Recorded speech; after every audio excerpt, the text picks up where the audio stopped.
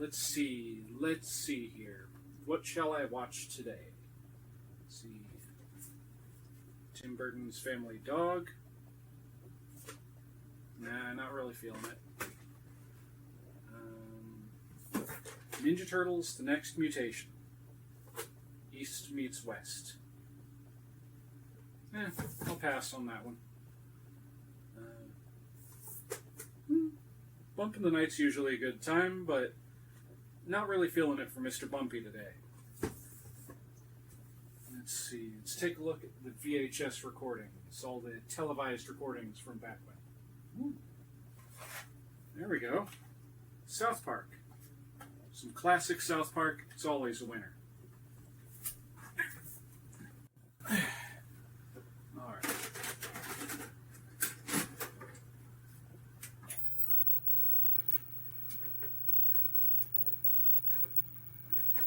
Go. Okay. Let's watch some good old South Park.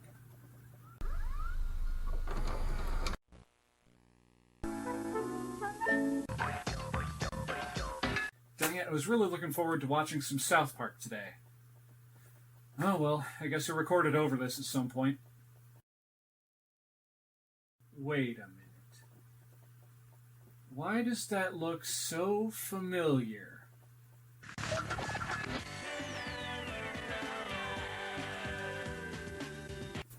No. Where's the remote? Where's the remote? Where's the remote? Greetings, Internet viewers, and welcome back for another Oxleymations presentation.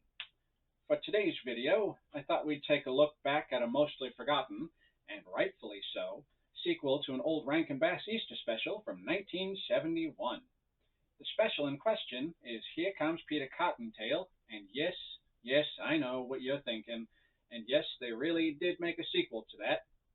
In 2005, released on September 15th, 2005, Here Comes Peter Cottontail, the movie, became a thing, and now I'm going to share that knowledge with y'all, so buckle up, friendos, because this is going to be a weird and wild ride.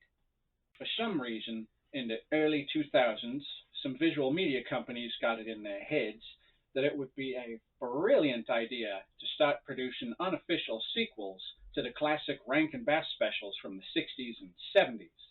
This treatment began around 2001 when Rudolph the Red-Nosed Reindeer and the Island of Misfit Toys came out. Technically, this trend officially began back in 1992 with Frosty Returns, but I digress. Most of them were based off the Christmas-themed specials because, obviously, those are the ones that Rankin Bass are most well known for. And then in September of 2005, they spat out this Easter one. Think about that for a moment, folks. An Easter special being released in September, the start of spooky season. On the one hand, this one is a bit disturbing purely based on the visuals alone. But other than that and a brief mention of the season of fall, there is no reason why this should have come out that late in the year. One mildly interesting and kind of funny thing to note here is that the only real reason why our old friend Mr. Masons remembered this special to begin with is that it wound up being aired on Cartoon Network in April of 2007. And for some reason, he decided he wanted to record it for posterity. The poor soul only made it 10 minutes in to where the first musical number began and then stopped the recording. So even back then, 17 years ago, 1 week from today, he knew that this one was bad. Late last year, he found this DVD copy of the film, which is the reason why we're here today, because he decided to give it a second chance, and, well, you'll all see how that turned out. So, submitted for the approval of the Oxleymations viewing audience, I present to y'all the review of Here Comes Peter Cottontail, the movie. So to start things off, we have this abomination that's voiced by none other than Uncle Fester himself, Christopher Lloyd, as a very Oompa Loompa / Willy Wonka looking Seymour S. Sassafras. He's just drifting through the air, holding onto some strings of a bunch of balloons and enjoying some cloud. It would seem that a bunch of people who are working on this production were enjoying some good cloud too, if you catch my drift. He spots the fourth wall and greets the viewers by introducing himself, which is probably the only way we'd know who he was, aside from checking the end credits given his appearance. Then he starts to get into the tale of Peter Cottontail, which is where Classic Media, who owned the rights to the original Here Comes Peter Cottontail at the time, tried to tie this one to the original Rankin Bass film by briefly showing clips from it. But before he can get too far, he winds up getting into a confrontation with a bee that was under his hat, because there aren't any bees in the story, and he refuses to add one. I wish I was making that part up. This leads the bee to pop all of his balloons and send him hurtling down through the air off screen, where he lands in a barrel floating down a river of pink goo as the movie begins. Moments later, we get to see this other abomination that's supposed to be Peter Cottontail, busy at the factory where they make all of the Easter eggs and goodies, and we get to hear a little bit about his son, Peter Cottontail Jr., simply referred to from here on out as Junior, who turns out to be our main protagonist. We find out that Junior has run off again to work on more inventions intended to help streamline the holiday preparations, and left his post at the nougat machine, which has in turn caused it to go up in flames. We also get to hear this thankfully short-lived running gag about nougat. What is nougat? Nougat. It's nougat. It's fluffy, it's chewy, it's partially hydrogenated. Hey, wait a minute! What is nougat anyway? Nougat? It's nougat. It's fluffy, it's chewy, it's partially hydrogenated. It's the stuff you were supposed to be watching.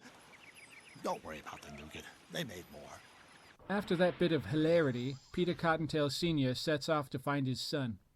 By the way, if Peter Cottontail and Junior's voices here sound familiar at all, that's because they, along with a bunch of other characters from this film, are voiced by none other than SpongeBob himself, Tom Kenny. Next we cut to Junior as he's demonstrating one of his latest inventions, a catapult for delivering Easter eggs for a couple of his friends. As predicted, this doesn't end well as the eggs are destroyed upon reaching their intended target. Moments later, Peter shows up and starts berating him about how he had abandoned his post at the factory, which led to the nougat going up in flames. After a brief back and forth between the two, Peter tells Junior to pick up his toys and head back home. This leads us into the first of the 4.5 musical numbers in this flick. And I'll remind you all that this is the point where Mr. Mations originally noped out of this thing back in 2007. After that acid trip ends, we cut to some random Anytown, USA, which still seems to be dealing with the snow and ice of winter. And this is where we get introduced to one of the main antagonists of the picture, Jackie Frost, as she's complaining about how the sun keeps ruining her art, the frost upon people's windows. We also get introduced to the fact that she's got a flying turbocharged sled and an army of penguin henchmen at her command. Home, fish breath, and this time no stopping for squid tacos. You know something, folks? I'm curious if the creative crew got their idea for having the penguins from Adventure Time's Ice King. Then again, I might just be drawing comparisons to that since Tom Kenny, who voiced the Ice King, is a part of this thing, but whatever. Back to the review. Next we cut to the Cottontail household, where Peter and his unnamed wife... Seriously, I skimmed the credits looking to see if she had one, as she's only briefly on screen and I thought they just might have forgot to mention it. But no, she's credited here only as Mama Cottontail. Can you believe that nonsense? Anyways. The two are having a conversation about Junior, and she convinces him that giving Junior more responsibility around April Valley, which is where this all takes place, would be good for him. Peter agrees and decides to give Junior the greatest responsibility of all, maintaining the clock of spring. Yeah, I got it. Honestly, at this point in the film, I've begun to question Peter Cottontail's decision-making skills because, on the one hand, sure, giving Junior more responsibility is probably a good thing for him. But on the other hand, going from questioning his work ethic at the factory, where he's a known screw-up and is prone to goofing off, to just giving him the most important job that could literally put the entire valley in danger if he screws it up, is really stupid. So, as one could expect, he screws it up. Right as Peter gives Junior the key and walks away, the camera zooms out to reveal a bat that was just hanging out on top of the clock while they had been talking the whole time. It flies off and reports to a hooded figure near Jackie's castle of ice. We phase inside and get treated to another song with more trippy visuals.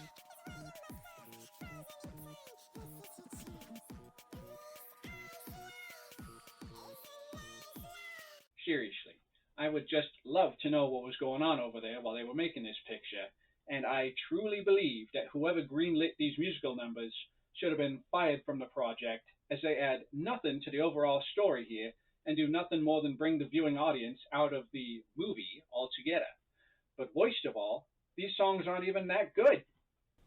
Immediately following that, the hooded figure from before shows up along with the bat from the clock tower of Spring, and we find out here that the hooded figure has been January Q Irontail this whole time. He convinces Jackie to form an alliance with him, and they plot to get rid of the other seasons to make winter last forever. To do this, they conspire to take the driving forces from the seasonal clocks, the spring from the clock of spring, the sun from the summer clock, and the leaf from the fall clock. They successfully get to spring after January distracts Junior and is given the key to the clock by him when he promises to keep an eye on it for him so he can run off with his friends to attend the calendar day ceremony. We don't want to be late. How about we save your place?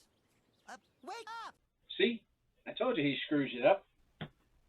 Jackie freezes the clock, effectively stopping April, and creates a perpetual march, which we find out about at the annual calendar day ceremony, where Peter tears off the March 31st page and reveals March 32nd, then 33rd, 34th, etc. When he reveals March 483rd, a big storm starts to form overhead. After figuring out that something is wrong, he immediately calls out Junior's name. Junior! Boy, don't that just remind me of childhood. And upon realizing that he's messed up big time, Junior rushes back to the clock to try and do some damage control. Obviously, he's too late and returns to find the clock's been frozen and the spring is gone.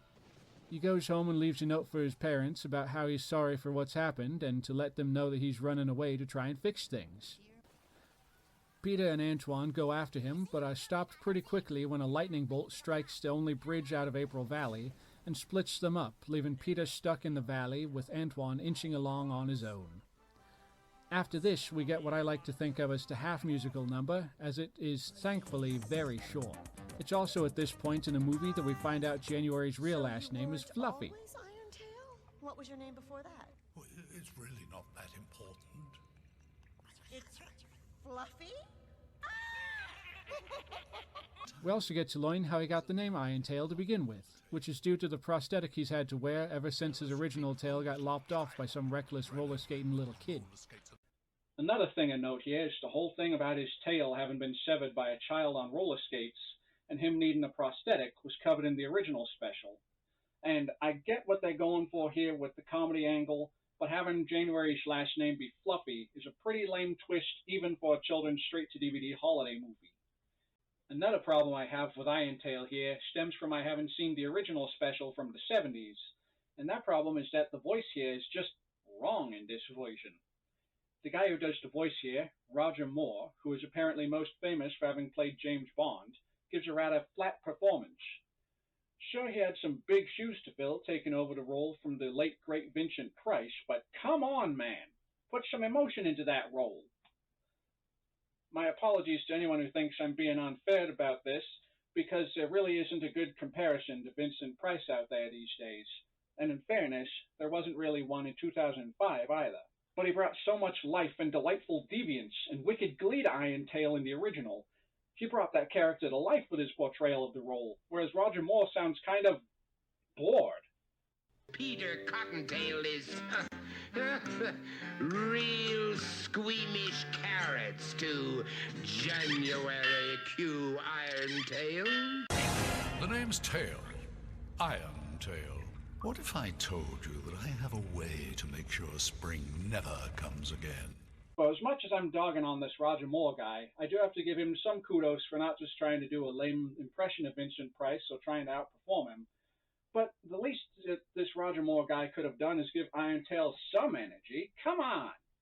Hell, as much as I like Christopher Lloyd, even I have to say that his Seymour S. Sassafras sounds phoned in compared to Danny Kaye from the original. May I introduce myself? I am Seymour S. Sassafras and Company.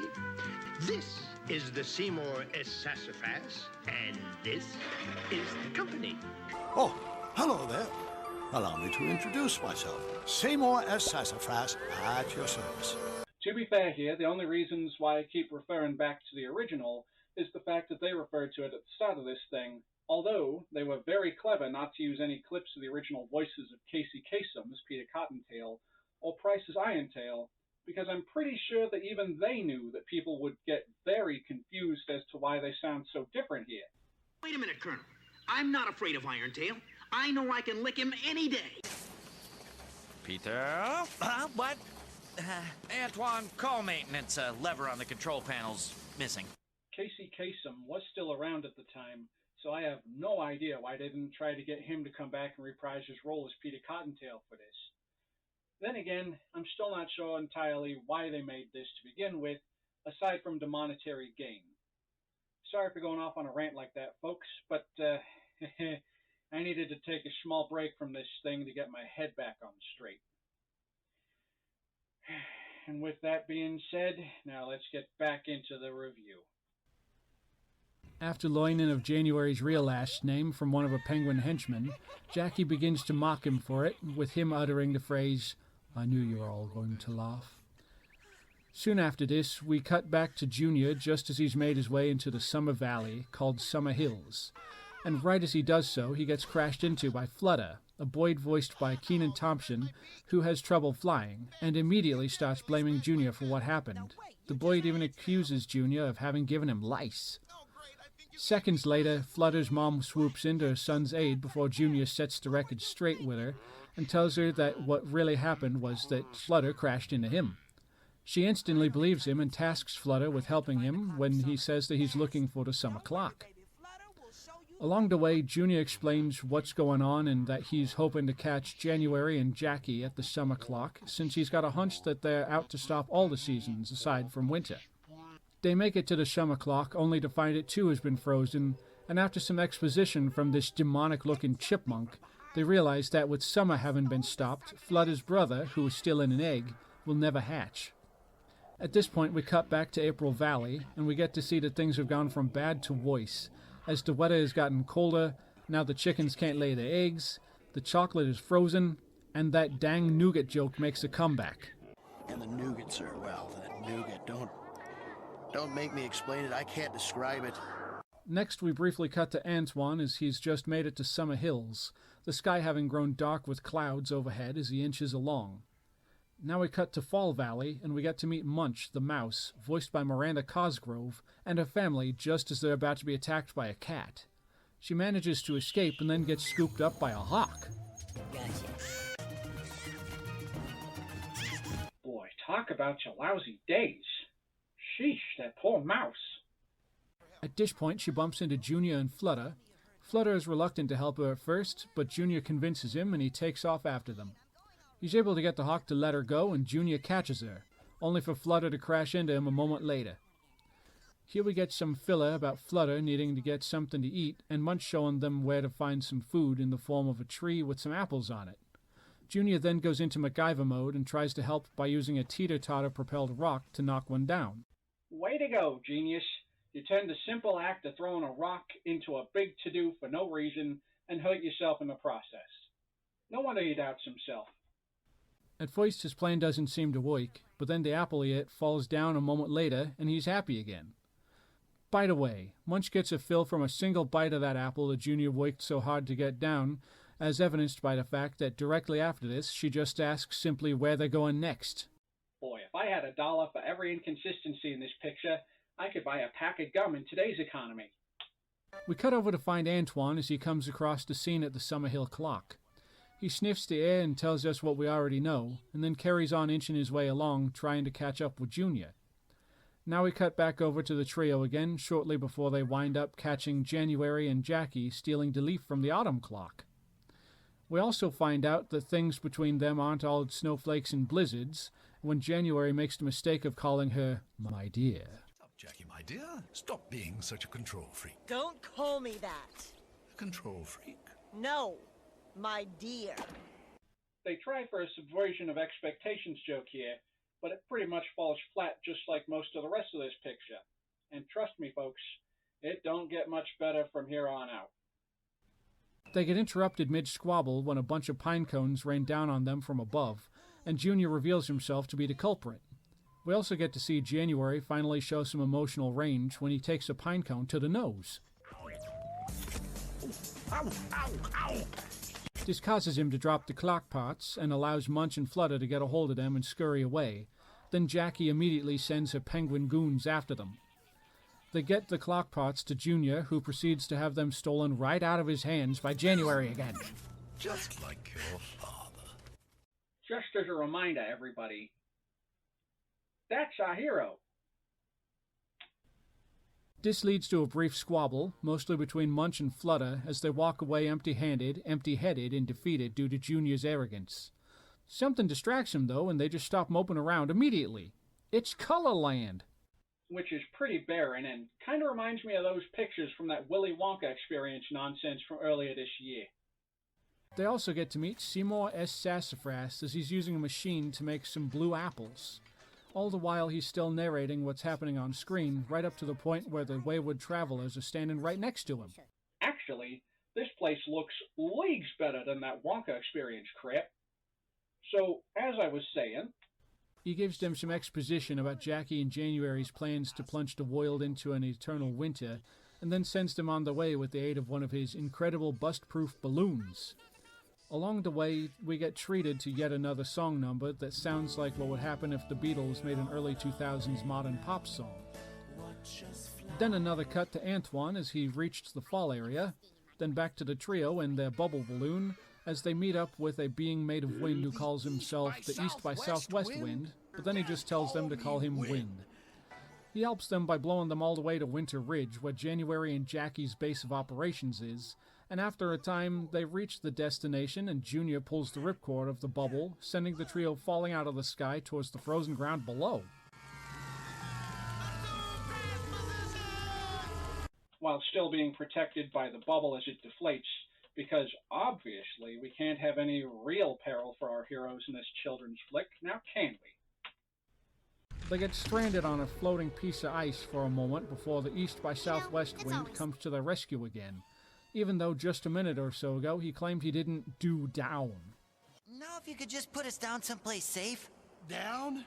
I don't do down. I'm a wind, not a downspout. Keep 'em coming, movie. Fruit stripe gum, here I come. He blows them clear over to Jackie's Castle of Frost. Once they're safe and sound, wind blows off again and they begin their ascent to the castle and slip past the incompetent penguin guards. After an unnecessarily long trip along an MC Escher-style set of stairs made of ice, they come across January and Jackie as she's preparing a set of robes for them. Junior and company easily figure out where the clock components are and slip past Jackie and January, along with their guards, to where the parts are being stored in a big ice sculpture. Junior has Munch eat the ice to get the spring, the leaf, and the sun pieces so they can return them. While this is happening, we get some filler nonsense from the two villains having a back and forth where it seems that they hadn't quite figured out who exactly was going to be the new ruler once they got this far with their plans. Just as Munch has gotten the last of the seasonal clock pieces free from the ice, they get caught and Flutter manages to trap the villains under a chandelier made of ice. The trio then wind up having to race out of the castle before the villains can free themselves. Part of their escape route involves a giant slide made of ice, where they manage to ditch those two for a brief time, but January and Jackie catch up with them again when Junior and company come across the Clock of Winter. They get caught in a massive snowball thanks to Munch starting a snowball fight with Jackie, and Junior slips away to where he manages to get the main piece of the clock, causing it to stop, and causing the massive storm that's been plaguing the other seasons to begin invading Winter Ridge. They get into what should be an intense back-and-forth situation before the villains begin arguing between themselves and losing their clock parts for the other seasons, before they themselves fall into a ravine in the ice and Flutter flies down to rescue the seasonal clock parts. He's successful, and after Junior puts back the ice clock part, they start trying to figure out how to get back home. Moments later, Antoine arrives riding the east by southwest wind, and they hitch a ride with them back to their respective seasons. When Junior gets back home, he replaces the spring, which causes the winter weather to rapidly dissipate, and Antoine brings him back to his parents. After their joyful reunion, somehow Jackie and January just randomly happen to arrive and crash the party. I'd like to freeze it forever. Irontail. Another little gripe I have here is that we clearly see that the spring clock is way up on that hill there behind the gazebo where Mr. and Mrs. Cottontail are standing when they greet Junior, and yet he comes to them from in front when he clearly should have shown up from behind them.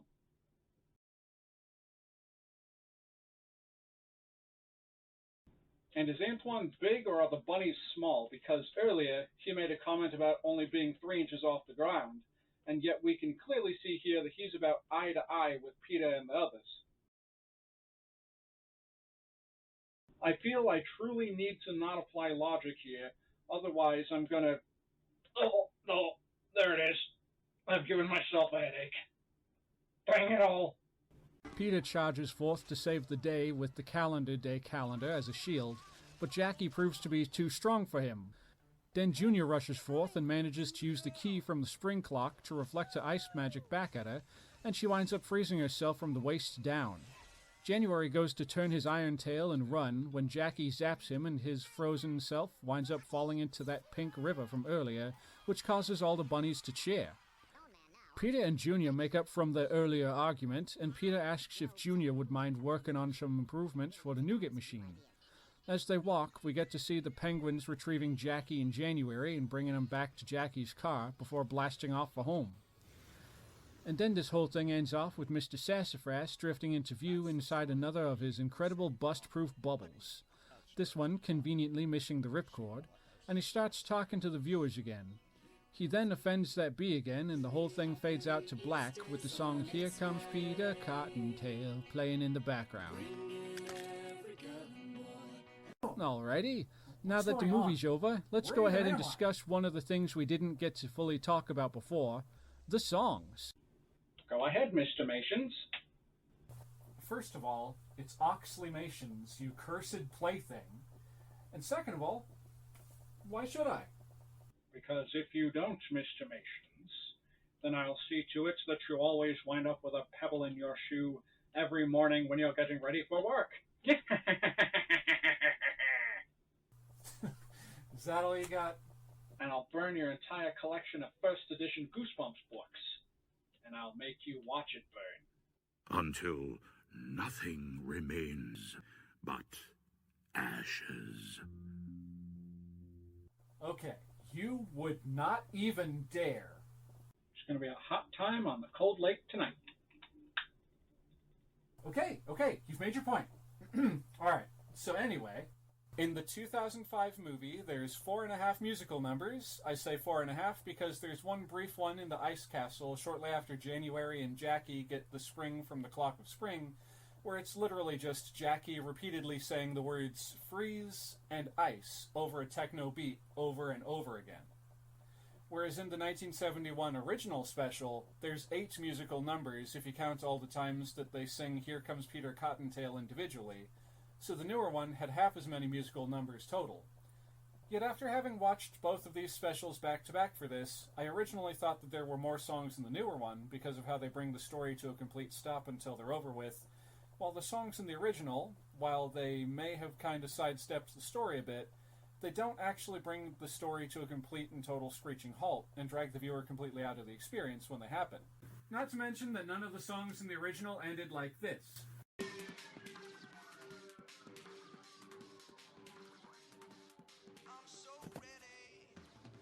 I'm ready, Dad. Okay, first of all, Bunny Boy, I'm not your dad, okay? Second of all, whatever you're about to do, I'm not ready. Okay? Hey, I'm not ready! Well, as you can see, folks, he clearly wasn't ready for that one. Now, what about y'all? Did you see that ending coming? Because that went through even me for a loop, and I'm the one reading this book. So on behalf of myself and everyone here at Oxleymations HQ, we just want to say a big thank you to everyone for tuning in. We do greatly appreciate it. And with that said, folks, we will see you next time. Later.